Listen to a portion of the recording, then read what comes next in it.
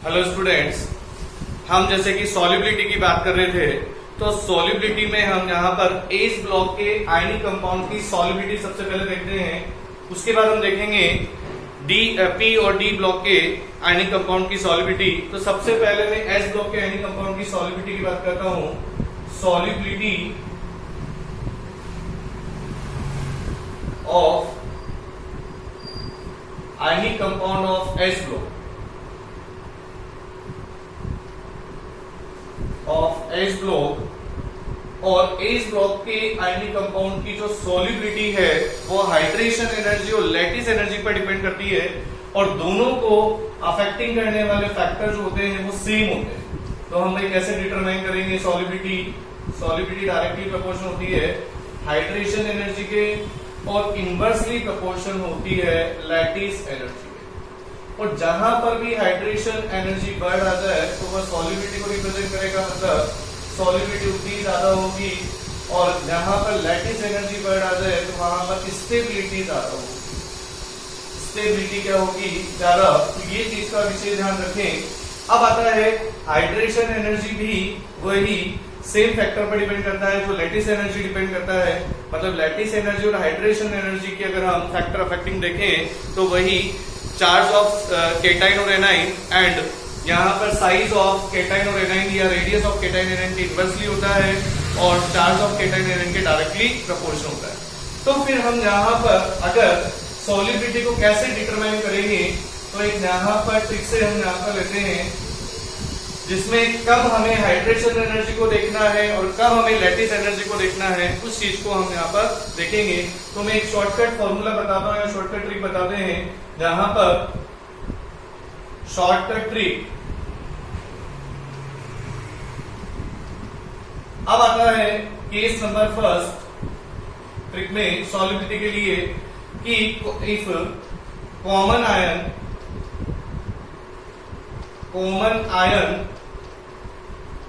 is small या smaller, common ion is smaller than apply the lattice energy। उस case में हमें lattice energy को अप्लाई करना है, मतलब लैटिस एनर्जी के अकॉर्डिंग सॉल्युबिलिटी को देखना है।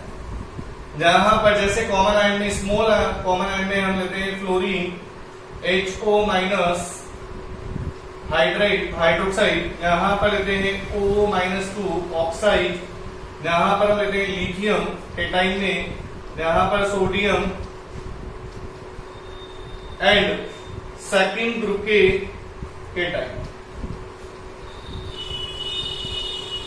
Cation of second group. इस तरह से यहां पर अगर fluoride, hydroxide, oxide, lithium, sodium या सेकंड ग्रुप के अगर केटाइन अगर आते हैं कॉमन आयन में, अगर वो कॉमन होते हैं तो हमें लैटिस एनर्जी को अप्लाई करना है। उसके बाद हम यहां पर लेते हैं केस नंबर 2, अगर लार्ज केटाइन एनाइन आते हैं कॉमन में, यदि common ion is larger than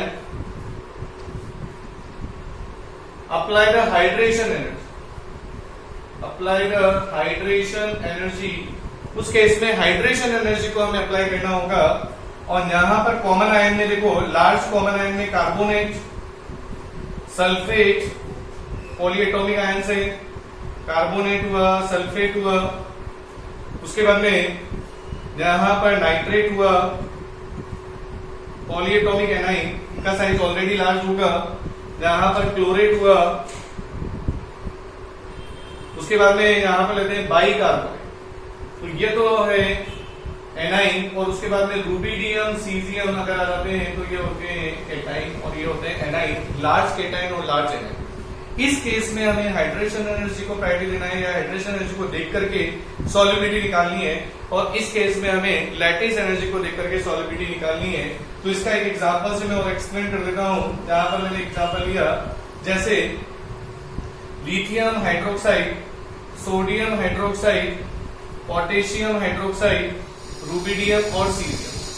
अब तुमसे बोला जाए सॉल्युबिलिटी का यहाँ पर order, lithium, sodium, potassium, rubidium, caesium, hydroxide में सॉलिबिलिटी का ऑर्डर क्या होगा, तो तुम्हें यहाँ पर यह जैसे मैं यहाँ पर जा रहा हूँ नीचे जाने पर, इसमें कॉमन आयन क्या है, OH माइनस आयन, और कॉमन आयन अगर OH माइनस आयन है, इसमें common ion OH minus ion है, तो स्मॉलर आयन कॉमन आयन है, तो हमें लैटिस एनर्जी देखनी पड़ेगी, और लैटिस एनर्जी जितना साइज छोटा होगा, क्योंकि अप टू डाउन जाने पर साइज इंक्रीज होता है, जितना साइज छोटा होगा तो लैटिस एनर्जी उतनी ही ज्यादा होगी, क्योंकि रेडियस की इनवर्स की प्रोपोर्शन होती है। तो लैटिस एनर्जी यहाँ पर डाउन द ग्रुप क्या हो रही है, डिक्रीज, लेफ्ट टू राइट जा रहे हैं, यहाँ पर down the group up to down जा रहे हैं, लैटिस एनर्जी क्या हो रही है, डिक्रीज, और लैटिस एनर्जी की डिक्रीज हो रही है, तो यहाँ पर हमें पता है कि लैटिस एनर्जी जितनी कम होती है सॉलिबिलिटी उतनी ज्यादा होती है, तो ग्रुप में सॉलिबिलिटी क्या होगी, इंक्रीज। इस तरह से ये एक एग्जांपल था ऑक्साइड के लिए, सॉरी हाइड्रोक्साइड के लिए। यही हम अगर ऑक्साइड के लिए लें तो ऑक्साइड के लिए भी अप टू डाउन जाते हैं, तो सॉलिबिलिटी क्या होती है, इंक्रीज। तो हाइड्रोक्साइड और ऑक्साइड चाहे फर्स्ट ग्रुप के हो चाहे सेकंड ग्रुप के हो, उनकी सॉलिबिलिटी क्या होती है, इंक्रीज होती है। उसके बाद में आता है दूसरा एग्जांपल, अगर पॉलीएटॉमिक एनाइंस की बात करें या लार्ज एनाइन की बात करें, तो यहां पर जैसे मैंने लिया beryllium sulphate, beryllium magnesium, calcium, strontium और बेरियम। अब यहां पर जो आते हैं वो sulphate ion is a common है, यहां पर sulphate ion is a common ion है, और सल्फेट आयन अगर कॉमन आयन है यहाँ पर, तो तुम्हें पता है लार्ज आयन अगर कॉमन आयन है तो हमें क्या देखना होगा, हाइड्रेशन एनर्जी, और हाइड्रेशन एनर्जी साइज जितना कम होगा तो हाइड्रेशन एनर्जी उतनी ज्यादा होगी, तो लेफ्ट टू राइट जाने पर हाइड्रेशन एनर्जी कम होती है, तो सॉलिबिलिटी भी क्या होगी, कम।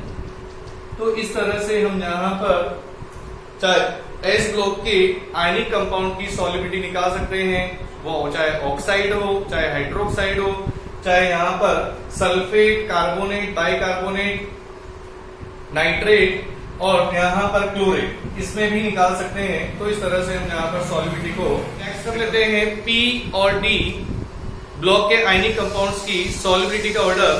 तो यहाँ पर लेते हैं हम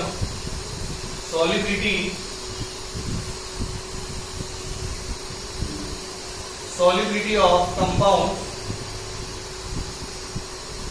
solubility of compounds of P and D block, P and D block।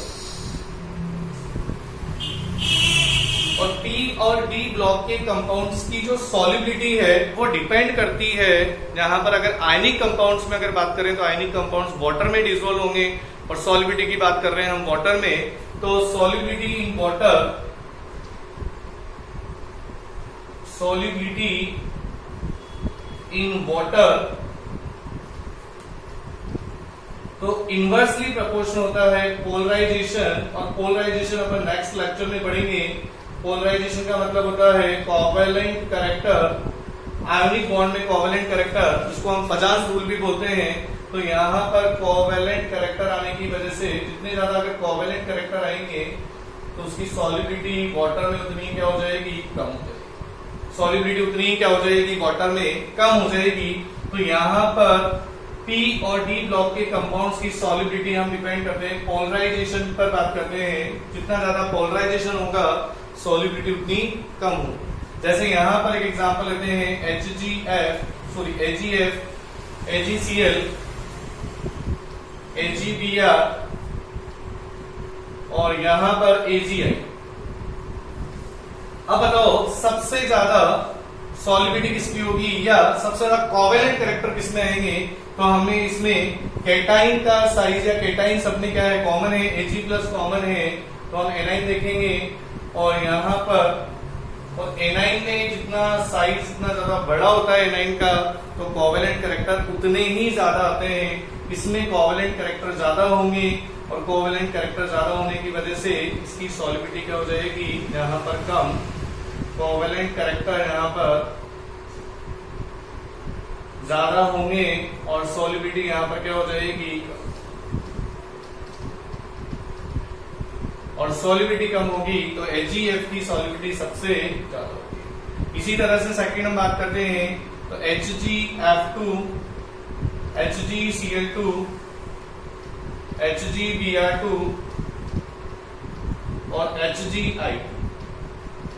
तो सेम मौका वही होगा, HgF की सॉलिबिलिटी सबसे ज्यादा होगी क्योंकि इसमें कोवेलेंट कैरेक्टर सबसे कम होगा।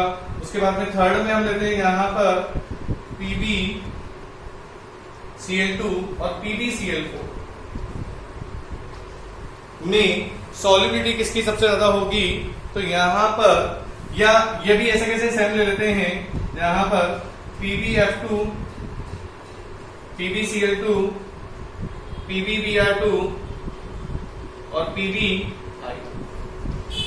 तो यहां पर सॉलिबिलिटी की बात करें, P ब्लॉक के एलिमेंट है भाई Pb लेड, तो यहां पर भी वही साइज, एनाइन का साइज जितना ज्यादा होगा उसमें कोवेलेंट कैरेक्टर उतना ही ज्यादा आएगा। और यहां पर 4 SnCl2 और SnCl4, या जो मैंने अभी तुम्हें लिया था एग्जांपल PbCl2 और PbCl4, तो तुम खुद बताओ कि इसमें कोवेलेंट कैरेक्टर किसमें ज्यादा आएगा।